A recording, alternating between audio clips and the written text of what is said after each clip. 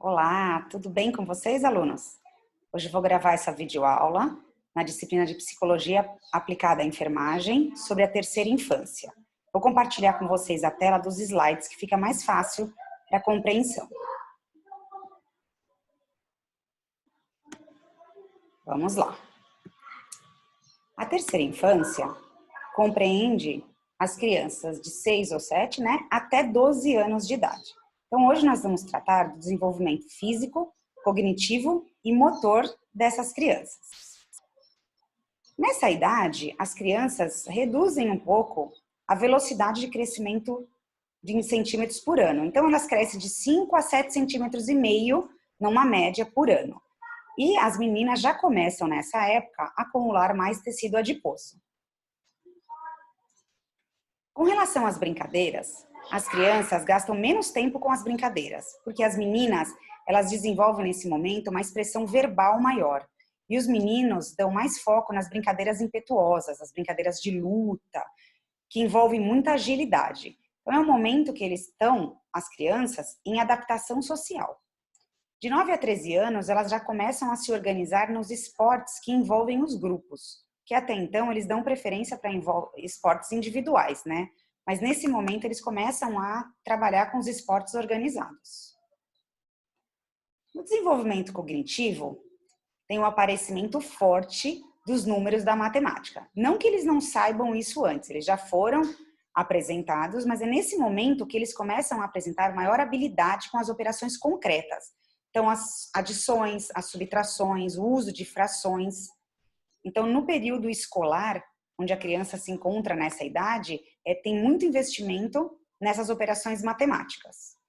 Aos 12 anos, essas crianças já são capazes de utilizar o calendário, já que possuem uma noção muito objetiva do tempo e a quantidade dele, elas conseguem quantificar o tempo. Então, não que as crianças menores de 12 anos não consigam utilizar. Se você for apresentar a essa criança, a partir dos 7, o calendário, com o tempo ele vai pegar a prática e vai conseguir interpretar todo o calendário. Então, a noção de tempo, ela começa a ser desenvolvida a partir dos 7. E entende-se que até os 12, todos serão capazes já de utilizar o calendário.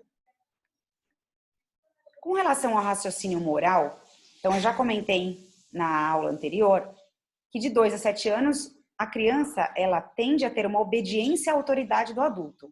Mas nessa terceira infância, que é de 7 a 12 anos, de 7 a 11, eles apresentam uma flexibilidade maior. Então, com isso, eles ganham autonomia. E entre 11 e 12 anos, já está uma equidade com relação à autoridade do adulto. Então, é a fase que a gente diz que eles dão bastante trabalho, Que o pré-adolescente ou o adolescente enfrenta muito o adulto. Então, é nesse momento que eles têm essa flexibilidade que a gente tem que fazer um investimento maior de atenção, de educação, de apoio psicológico para essas crianças.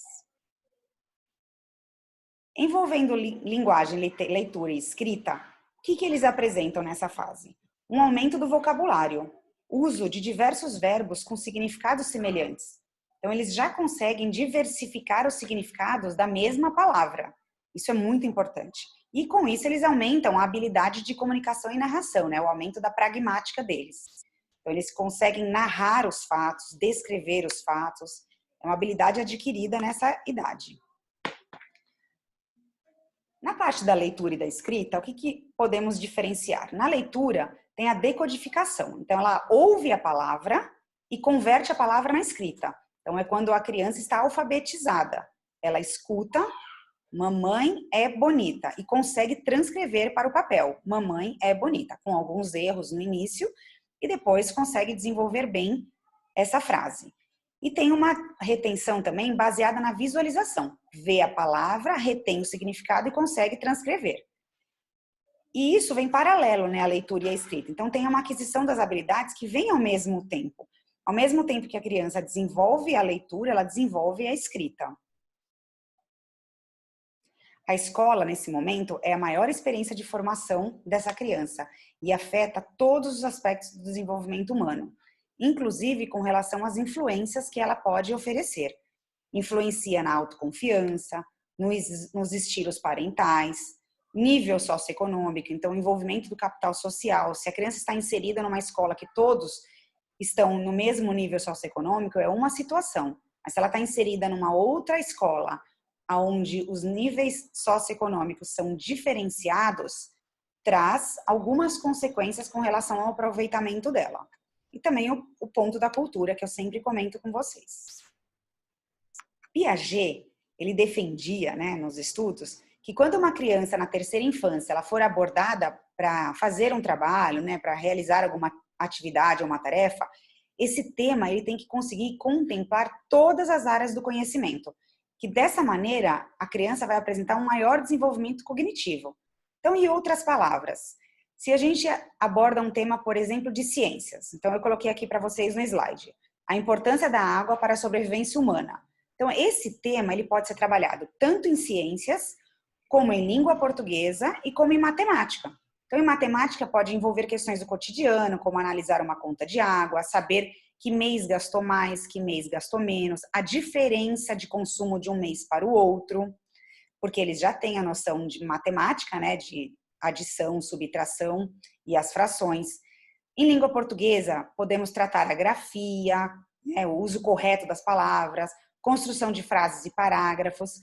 E em ciências, o estudo da água, né? Então, a gente pode realizar experiências com a criança, mostrar as características e as propriedades da água. Então, é importante abordar o desenvolvimento total da criança, né? Para que ela consiga usufruir da melhor maneira possível todo esse conhecimento. E ele ainda defende, né, o Piaget, no final desse período, que o rol de comportamentos descritos, que eu vou contar para vocês nos próximos slides, ele deve estar instalado num repertório comportamental da maioria das crianças. Então, elas passam a adquirir e a apresentar um pensamento espacial. O que é isso? Eles têm a capacidade de calcular distâncias, começam a saber ir e voltar da escola, calcula o tempo de ir e vir. Então, eles têm muita noção de quanto tempo ele leva para chegar à escola, se ele for a pé, se ele for de carro. Consegue decifrar alguns mapas, claro, que a gente envolve só pequenos perímetros, então quarteirões, 2 quarteirões ou quadras. No máximo, o seu bairro, mas bem próximo, né? Eles têm essa condição de análise. Eles também já começam a ter uma boa noção de causa e efeito, então sabem que alguns atributos vão afetar um resultado. Então, não estudou para a avaliação da escola, o aluno sabe que ele não vai conseguir ter a nota adequada. Então, isso é bem importante, ele tem noção de causa e de efeito. Começam a classificar e seriar as situações, né, os itens de casa, então começam a organizar objetos em categorias.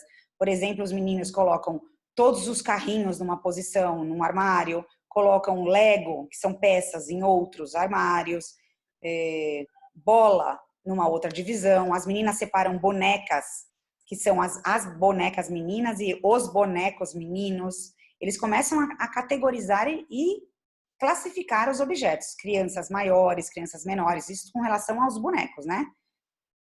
Dividem os armários com jogos, sabem quando que a gente usa um jogo e quando a gente usa outro. É bem interessante. Raciocínio indutivo é que ele já tem parte de pontos, de fatos específicos. Então, eles sabem que eles pensam um ponto que é particular e chegam a alguma conclusão geral. Então, eles começam a induzir as coisas. Se tiver essa situação, vai acontecer tal coisa. E começam a ter uma habilidade bem diferenciada em lidar com os números, inclusive para solucionar problemas matemáticos envolvendo as 4 operações. Então, de 7 a 12 anos. Não é que com 7 anos a criança vai saber somar, subtrair, dividir e multiplicar. Ela começa com a adição, passa para a subtração, depois a multiplicação, o uso das tabuadas e, em seguida, a divisão. Então, até o final dessa idade, ela vai conseguir realizar as 4 operações. Isso tudo se a criança for exposta ao ambiente de alfabetização na idade adequada. A partir dos 6 anos, entre 6, 7, 8 anos, começa o processo de alfabetização. Algumas escolas iniciam com 5, mas o aluno tem que estar até os 8 anos alfabetizados. Isso que é importante. Então, se a criança tiver 12 anos e não for apresentada a leitura e a escrita com 7, ela não vai saber ler com 12 anos. Só vai saber ler quando ela for indicada para a alfabetização.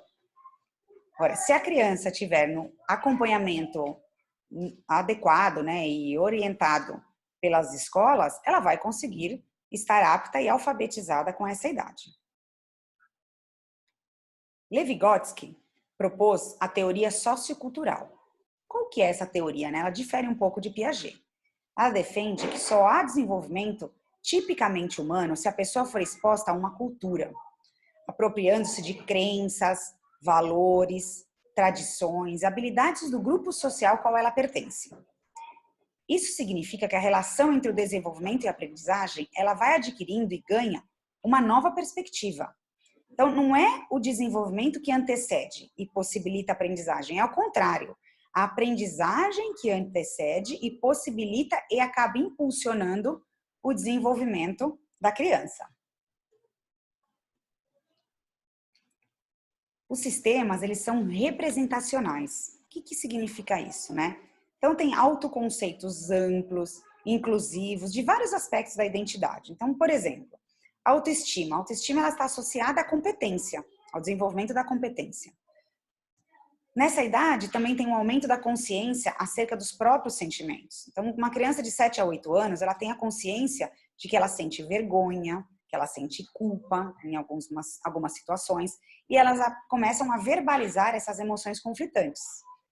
10 aos 11 anos, por exemplo, eles sabem que as emoções podem ser reprimidas, então nem sempre eles verbalizam e expõem as emoções. E isso vem junto com uma autorregulação emocional e um ajustamento social, né? Tudo depende do ambiente ao qual ele está inserido. E a criança na família, né? Como é que a gente estuda isso? Então, existem alguns fatores influentes. A família, ela ajuda muito, orienta, encaminha, mas alguns pontos, às vezes, podem dificultar também. Então, é importante que todos estejam na mesma sintonia.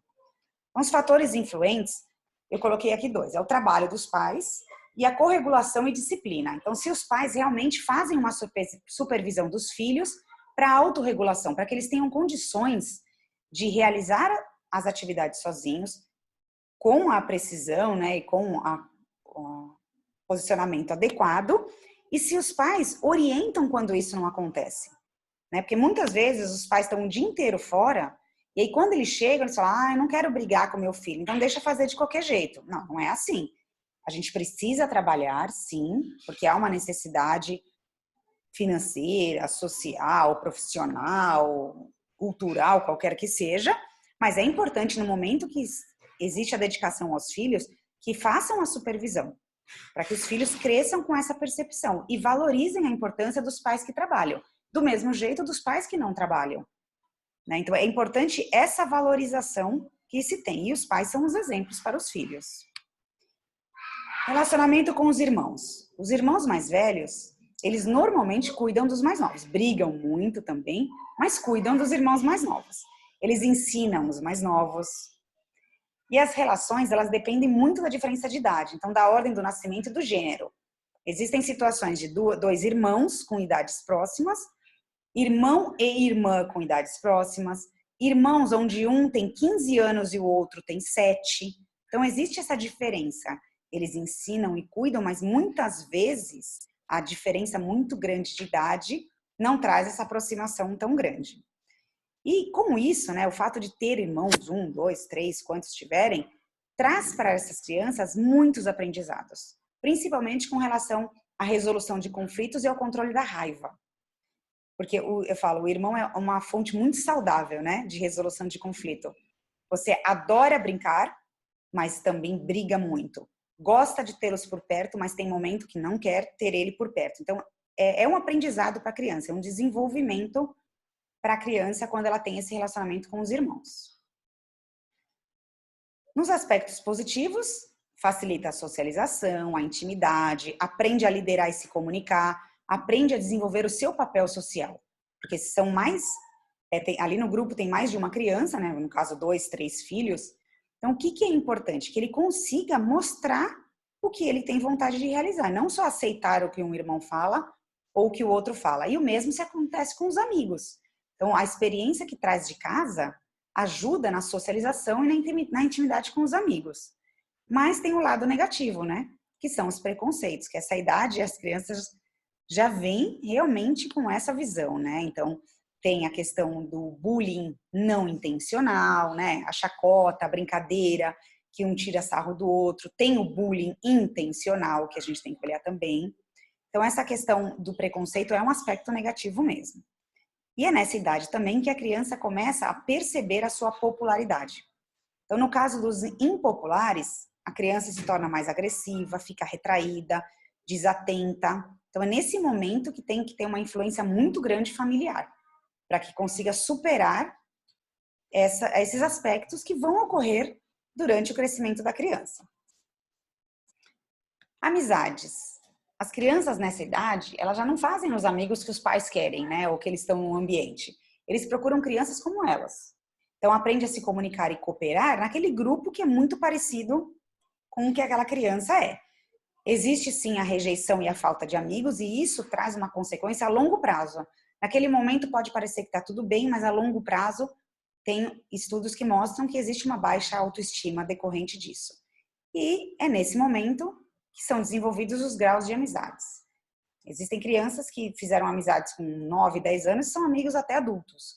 E outros eram muito amigos na infância, na adolescência, e depois não são tão amigos quanto eram, mas vão guardar boas recordações desses graus de amizade. A parte do desenvolvimento físico, ele não é tão rápido na terceira infância, né? A criança se desenvolve muito mais menorzinha, a gente já percebe muito mais a evolução no período anterior a esse. Mas é nesse momento que a gente percebe que os meninos são levemente maiores que as meninas. Tudo isso não é regra, né? É a maioria.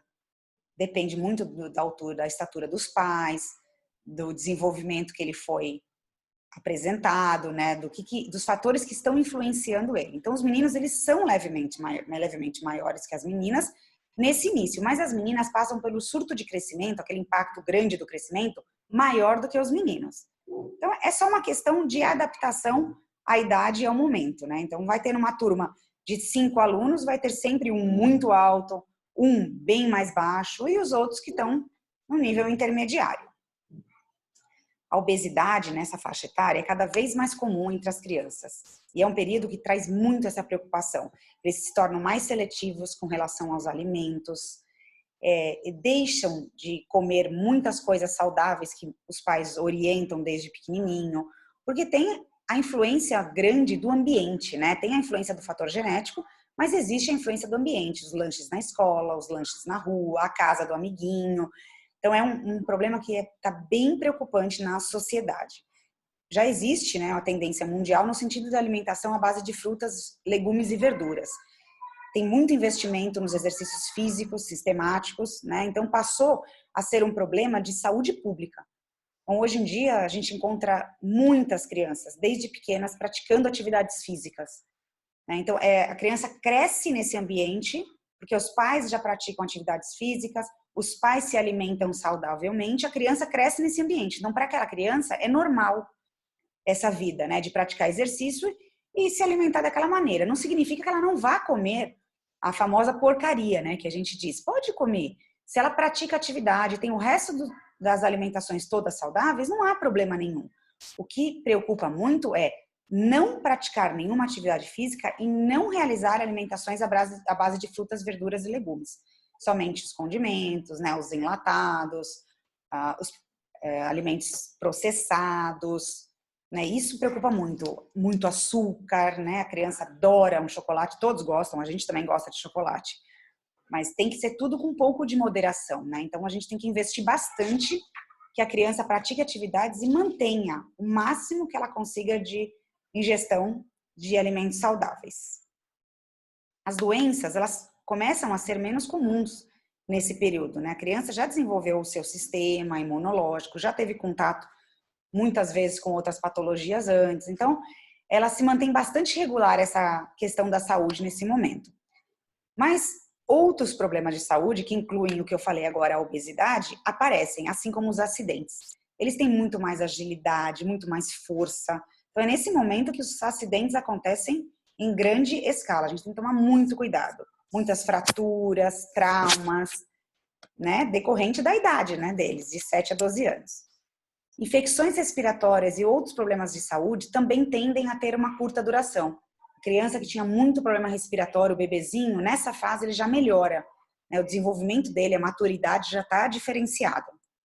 E a maioria dessas crianças não tem problemas de saúde crônicos, com, claro, as exceções que nasceram ou adquiriram na fase anterior. O desenvolvimento motor também difere nas idades e nos sexos. Então, com 6 anos, as meninas elas são superiores na precisão do movimento. Os meninos já são superiores nas ações menos complexas, mas que envolvem força. O menino tem muito mais força na brincadeira do que a menina. As crianças começam a arremessar com transferência de peso. Então, consegue correr e arremessar uma bola a pequenas distâncias, mas consegue. Então, existem os jogos já que a turma arremessa as bolas, que a criança começa a ter essa habilidade. Com 7 anos, já existe o equilíbrio de um dos pés, sem olhar. Então, pode fechar o olho, pode não estar olhando para baixo e correr só pulando com o pé direito. Eles conseguem ter esse domínio. As crianças são capazes de caminhar sobre uma barra fixa, já, por exemplo, de 5 centímetros de largura. Elas não caem. Elas conseguem ter o equilíbrio e conseguem caminhar, atravessar de um lado até o outro. E são capazes de pular e saltar com bastante precisão, em pequenos espaços, pequenos quadrados. E começam a executar aquele exercício que a gente diz o polichinelo, né? Polichinelo é o exercício que tem a coordenação de pernas e braços e salto. Então, eles já têm condições de realizar esses exercícios. É muito interessante esse desenvolvimento. Com 8 anos, as crianças já têm o poder de preensão. O que é isso, né? Elas têm uma força e se segura com uma base de 5 quilos. Então, elas já conseguem ter esse desenvolvimento. É a faixa etária com o maior número de jogos nos quais os dois sexos participam. É uma interação social bem legal, né? Tem as panelinhas que a gente diz, né? Que são as amiguinhas e os amiguinhos, mas na hora dos jogos eles conseguem fazer juntos. É muito interessante. E as crianças já começam a ter uma velocidade de arremesso, né? E uma distância de arremessar uma bola pequena, por exemplo, a mais ou menos 12 metros. Então, a força é grande, né? E a propulsão que eles promovem. Aos 9 anos, os meninos já são capazes de arremessar uma bola a mais ou menos 20 metros de distância. Porque os meninos, né? Eu sempre digo que as meninas também conseguem, mas os meninos desenvolvem muito mais essa questão de força, né? As brincadeiras são muito mais brutas dos meninos do que das meninas. Entre 10 e 12 anos, as crianças já são capazes de avaliar e interceptar a trajetória, por exemplo, dessas pequenas bolas arremessadas à distância. Então, ela já consegue ou pegar a bola no ar e já arremessar novamente, ou interceptar mesmo, não deixar a bola passar. Então, é o desenvolvimento de outros jogos que envolvem essas técnicas. Gostaram? Aproveitaram bastante a aula de hoje? O desenvolvimento da terceira infância? Se tiverem dúvidas, anotem e mandem para mim que a gente vai conversando bastante. Muito obrigada pela participação de todos. Até a próxima aula.